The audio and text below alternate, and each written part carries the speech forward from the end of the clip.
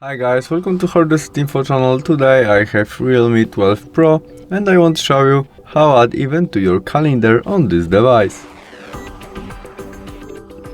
To do that we must swipe up the screen and go to the calendar application. In it we can change view for a month to be easily to add and tap on the day when we want to add our event, maybe 20th of March.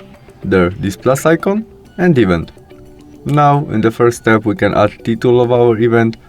There we can add event to our family member or our group on Gmail. There we can set when event starts and finish, or we can set it will be all day. Repeat of our event maybe every week, every month, or not repeat. We can add this event to the people calendars. We can make video conference in the day when event starts. A notification maybe today before at 9, and we can add more if you need.